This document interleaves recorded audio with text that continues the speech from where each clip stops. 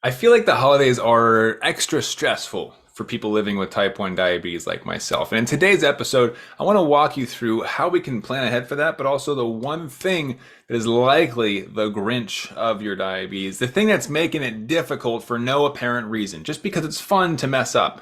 Your blood sugars will thank you after you finish today's episode. But before we get into that, we're going to start with our theme song and then get into our story.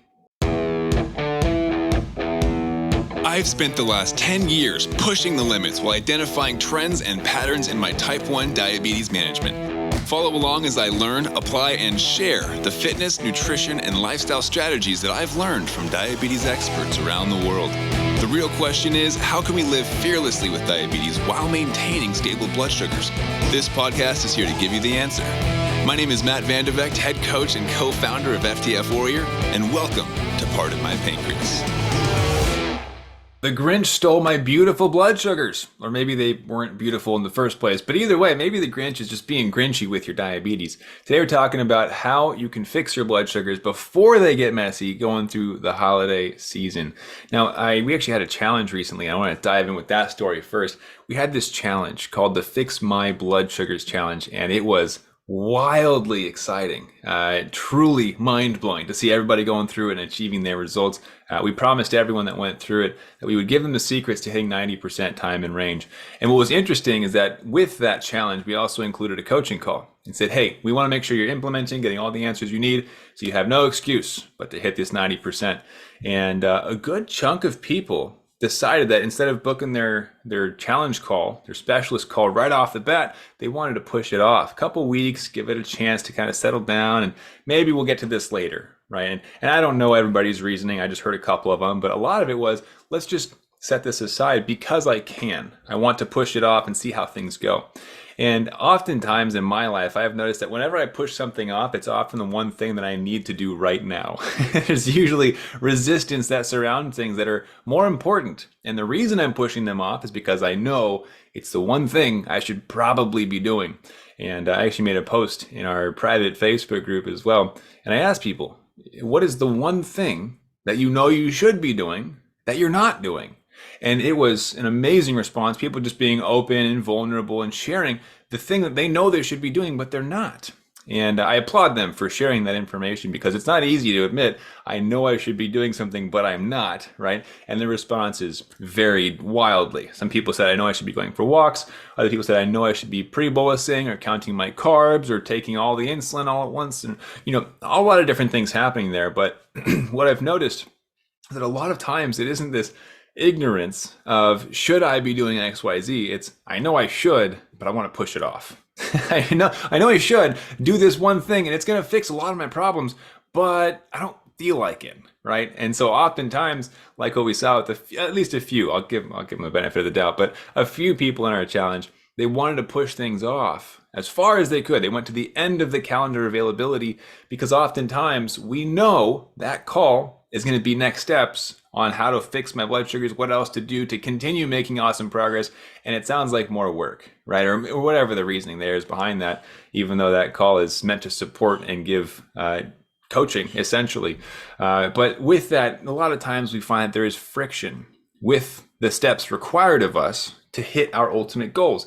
And I wanted to dive into why we self-sabotage in this way, because I've certainly done the same thing. In fact, when I first started FTF Warrior, my wife and I, we found this mentor.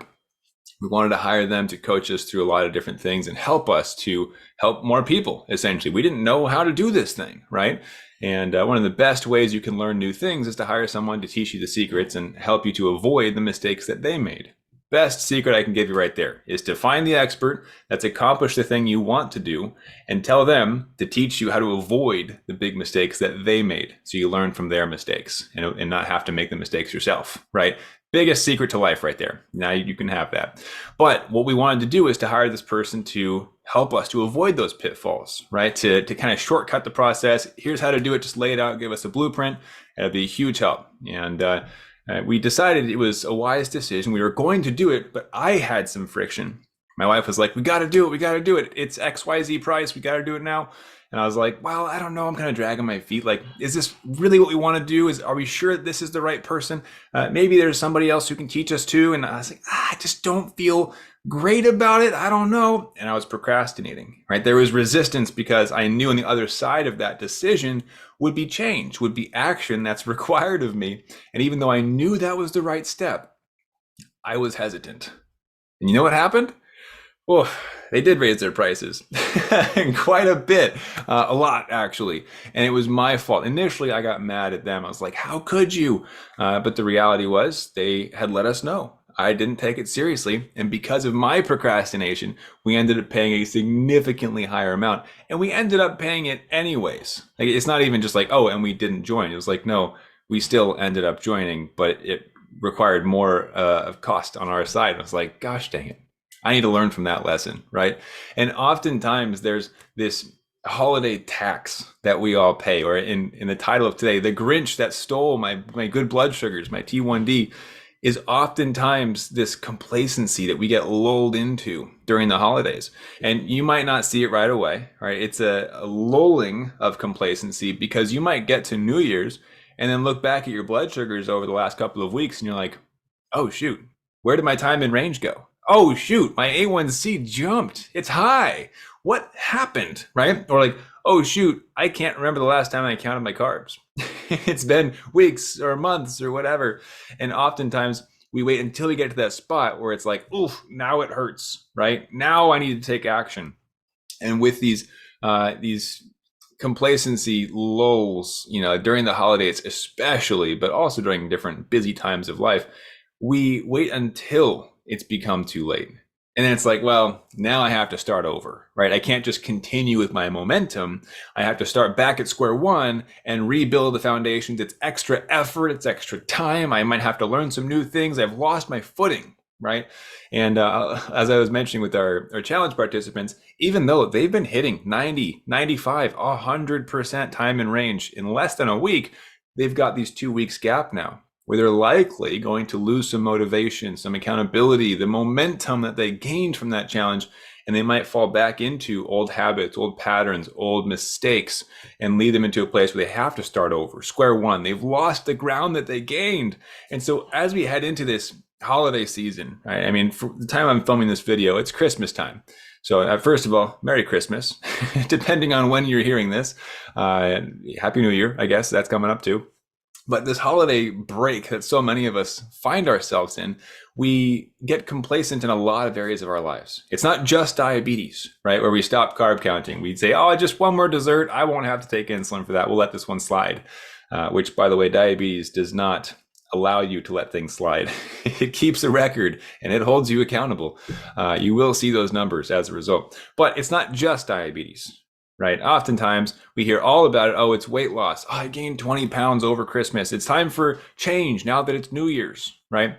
But I cannot tell you enough how many times I've heard, I'll just wait until the new year. I'll just wait until I make my New Year's resolutions. Well, now's not the right time because the holidays are hectic. The reality is it's just not a priority if we're being honest with ourselves. Right.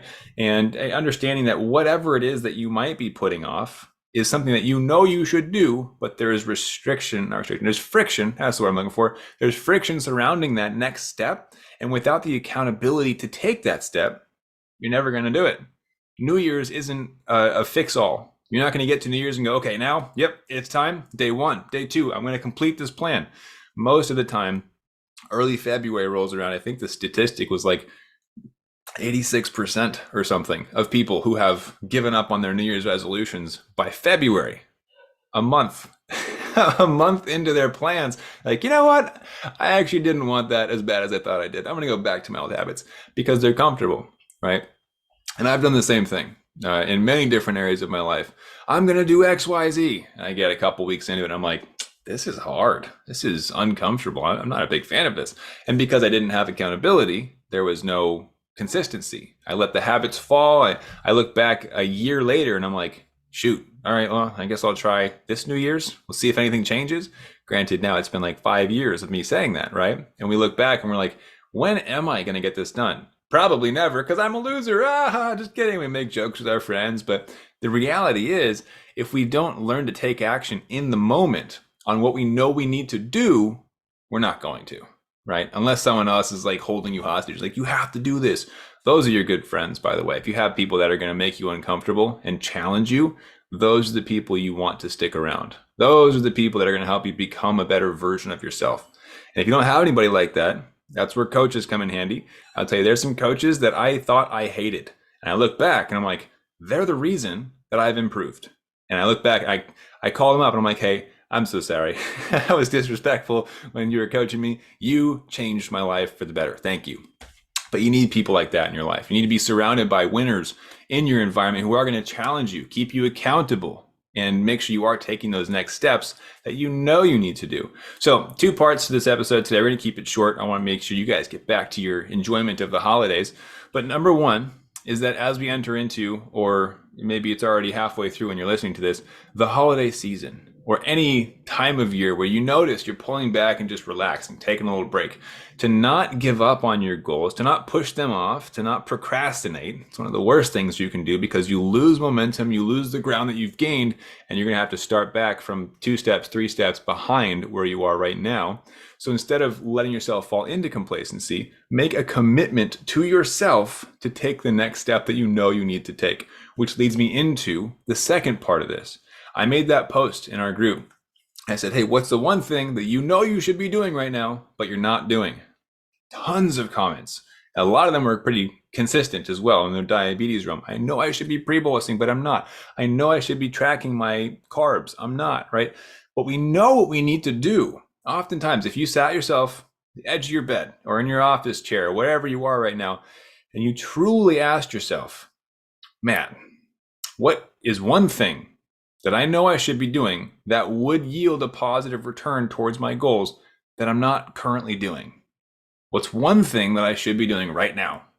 I guarantee you, I come up with 5 things, right? It's easy to figure out what we're not doing when we are open and vulnerable with ourselves and ask ourselves that question. But the reality is, the next step for most people is where they fall short. Okay, I know what the one thing is, but am I going to do it? Am I going to take action? Am I going to be the kind of person that actually moves towards my goals? Or am I going to be complacent and complain about being complacent? It's the most dangerous combination I know of, is being complacent, yes, right? But then complaining about the complacency, which means that you ultimately are making excuses. Oh, I can't believe I never get my goals. I never get to lose the weight. I never improve my A1C, my time in range. Well, then do something about it. Right? And this is a message to myself as it is to everyone here. There are things in my life that I know I need to do. I even spoke to my wife about this because I wanted accountability. If you want to take action, bring somebody else into your life that is going to help you take that next step, to hold you accountable, and if need be, to kick you in the butt, right? I know my wife loves me, and she loves me enough to say, Matt, you're not doing the thing you said you were going to do. Why aren't you doing it? Right? And I have to look her in the eyes and go, you're right. I'm gonna go do it, right? So today it's a encouragement episode, looking at what are you not doing that you know you should be doing that would move you towards your goals. Now, of course, with this being a diabetes focused podcast, if we look at our complacency levels over the holidays, that's going to be a big source of a lot of the lost momentum. As you're looking back from the new year at the Christmas times, oh, I stopped counting carbs. Oh, I stopped pre-bolusing. Oh, I stopped carrying or moving forward. And that's going to be the level of momentum that you need to maintain if you expect to go into the new year with completed goals, or with goals that are nearing completion, instead of taking a step back and just letting life happen. Now, I want to give you guys kind of a bonus trick, one that when I was first diagnosed, I wish I had been told. And that is that as we also enter into this holiday season, there's different types of foods that make a resurgence, and a lot of people are going to be shopping for if they know that you're diabetic, and that's the sugar-free foods. So real quick, I'm going to tie this in. Fake sugars are not always your friend, okay? It's a marketing team's job to make the front of the package look like it's super low carb. Oh, it's got 1 gram of net carbs. And you look on the back and it's got 25 carbs per tablespoon. And you're like, what the heck? Where are they stuffing these carbs? Just trust me, Fake sugars don't always equal better blood sugars. In fact, sometimes they can jack your sugars up, and that's also not even mentioning the fact that they might leave you in the bathroom a little longer than you had planned. So do be careful with the foods that are substituting all these different ingredients just to make it quote unquote diabetic friendly. Sugar-free does not equal carb-free. That's a big one I want you to look at as well. So look at which fake sugars are being used, how much fiber is in that thing. Is the math that they're giving you marketing math, or is it truly nutritional facts, right? And take that into consideration as you're dosing for food this holiday season. And of course, if you want more info on that side of things, we're going to be diving into that in a newsletter for this next month, along with a bit of accountability, some motivation with the new year coming up, but with a new level of certainty surrounding your diabetes strategies, your insulin, your activity, your food, the different factors that impact blood sugars. We went over this in depth in the challenge, and I'm going to be writing up a review of that challenge and giving away the goods. So if you want to get access to that, you're going to have to sign up for our physical newsletter. There's nothing like it anywhere else. It's type 1 diabetes focused. So if you don't take insulin, this isn't going to apply to you. Manually. If you produce insulin, good for you. I'm happy for you. But if you take insulin manually, if you're injecting on an insulin pump, anything like that, this is the newsletter for you. We've got a ton of people in there that would tell you that it's the thing to go to when you need help. When you need accountability, when you need guidance. So that newsletter, it's called the Renegade Warriors newsletter. It actually ships to your doorstep, and it's by far the best resource that I can get out to the general population without requiring you hop on a phone call with me or my team, and without having to go through a whole process to get the secret tips of what's going on behind the scenes. We share a lot of the gold nuggets that we discuss in our coaching calls, in our programs, in that newsletter. And the only place that you can get it is at renegadenewsletter.com. The reason we call it Renegade, you'll actually find out when you go to that website. It's quite the interesting story. And it's going to get you a lot of help as you need this for your new goals going into the new year. So don't let diabetes be the Grinch that holds you back. Don't fall into complacency. Do not allow your diabetes to fall by the wayside. Jump in. Attack your goals, commit to that. And if you want a little bit of guidance, some golden nuggets, and some new strategies that we're going to be covering in the new year, go to renegadenewsletter.com. I truly hope you enjoy your holiday season, your Christmas. Hope you have smooth blood sugars. We got a really special episode coming out for you next week, so keep an eye out for that. All right. So renegadenewsletter.com. I'll catch you guys in there, and have an amazing rest of your day. Almost forgot, I'm going to be covering how I get this every single week as well. If you don't see the screen, it says 95% time in range. Over the last week, it's been consistently in the 90s for years. I cover that in this newsletter as well, and more. So renegadenewsletter.com. Check it out. Get your blood sugars in check. I'll catch you guys next time. Keep up the fight.